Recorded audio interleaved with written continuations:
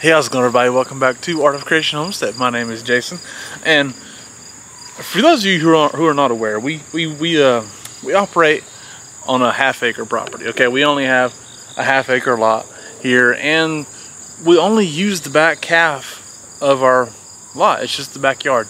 Okay, so everything's done in our backyard. We do what we can with our raised beds, our in-ground garden, our container gardening, and things of that nature, but we're not 100% self-sustainable on food. If anybody tells you they are, they're probably lying. We don't grow meat here. We'd like to. We probably could grow chicken here. One day we'd like to try if we're still at this property. But I mean, so we have our chickens, our gardens, what we can. But obviously we can't grow all of our food, right? So one thing that we do try to make sure of, though, is that we grow a lot of side dishes. Okay. We have a lot of eggs because we have plenty of chickens, but I mean, we try to make sure that we grow a lot of side dishes. So one thing that I like to say is that we try to grow a difference-making amount of food. Okay, that's not something that's easy to do, but it's something that is attainable on our property, because you can grow a lot of food in a small space, and we have a fairly small space. It's not huge, it's not small, but you can grow a difference-making amount of food here.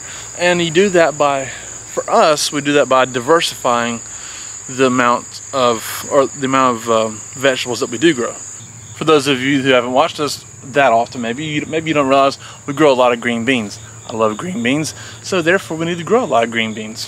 So we plant them in all throughout the year in various ways. Here's some bush beans, Blue Lakes, that we planted in this corner here, and we planted some more over there. And we planted more green beans here. This is a North Carolina long greasy bean, and they're growing really well too. But in order to grow enough side dishes, you have to grow things in different methods. You have to grow different varieties of foods.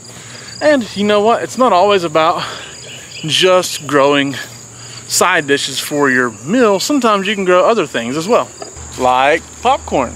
This is called a mini blue popcorn right here. Okay, so it's because it's small blue corn. And these right here, it's a strawberry popcorn. It's really small as well, but it's popcorn. That's something that maybe you don't really think about growing, but eventually most people are going to have some form of snack, right? Whether it be chips or whatever.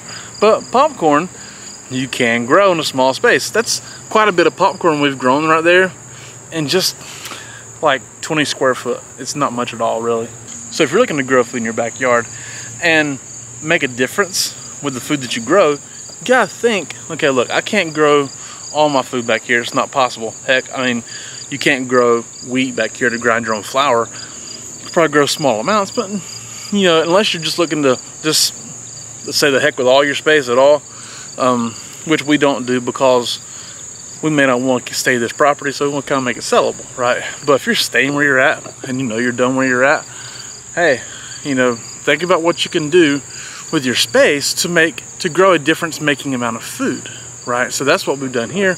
And another thing that we do that with is growing butter peas. I just gone from work, and Angela's been out here picking butter peas, and they're honestly delicious. They're a great side dish, and you can really grow a large amount of butter peas in this small space. And here we have these 3 kind of wide rows of butter peas, and this is White Dixie butter peas, these are Jackson Wonders, and these are Jackson Wonders over on this side. You can see how they grow. They produce these pods right here, and eventually you get the butter peas are inside. Like these, we get 3 out of this right here. And they'll produce heavy amounts all throughout your plants. They're really easy to grow. They don't take a ton of space. They're really easy to preserve and harvest, because you could let them go and be dry beans. You can pick them before they're dry and use them in the freezer. You can can them, all these types of things, and they're absolutely delicious and very nutritious and very hardy. They don't take a lot of effort to grow. They don't need a ton of fertilization. They don't need a ton of water.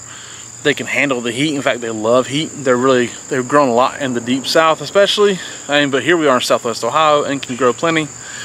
They're an excellent vegetable to grow for a difference-making amount of food.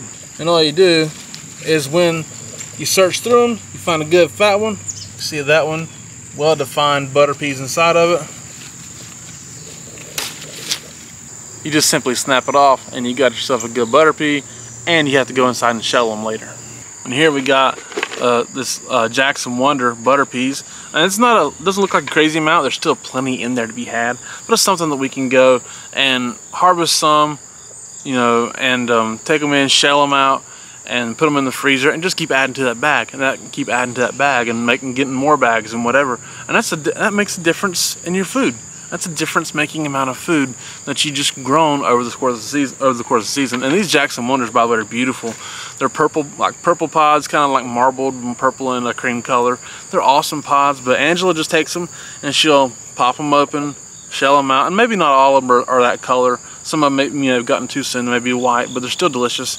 And but she'll pop them open, shell them out, and put them to the side, and put them in a bag to freeze them. And then obviously we can compost those empty shells too, those empty pods, because they're wonderful to compost. But there's some of those and a little bit of white Dixies, but there's plenty more of those to be had still. Probably have to get some more this weekend actually. Other things we do that with as well are like these pink-eye purple hull peas. Really awesome. They're like black-eyed peas, but they're pink-eye purple hulls, seeds purple, and those can be harvested. And we do the same thing with those. We'll shell them out and put them in the freezer bag and just freeze them. You can't get enough to can them, but in this setting we just try to get a handful of bags, of quart bags frozen, and that's like 10 mils or something. So that's really, really good. Just a difference-making amount of food. And in here we have our eggs, our potatoes, our peppers, and some bacon that we bought. And Angela is able to make a meal out of mostly what we grew and some other stuff that we had to buy. That's a difference-making amount of food. And that's really all it's about, is to be able to grow food on your property that makes a difference in your budget, in your health, in your self-sufficiency, and whatever. Hey, look, we're always going to have food. Is it going to be as much as you may want to grow? Maybe not. Probably not. But it's still going to be able to make a difference in your life, in your family's life. And honestly, if you do it efficiently enough, probably even in your budget. So thank you guys so much for watching. We do appreciate it. Hey, my name is Jason. It's Angela K. Art of Creation Homestead. We love y'all. God bless you and goodbye.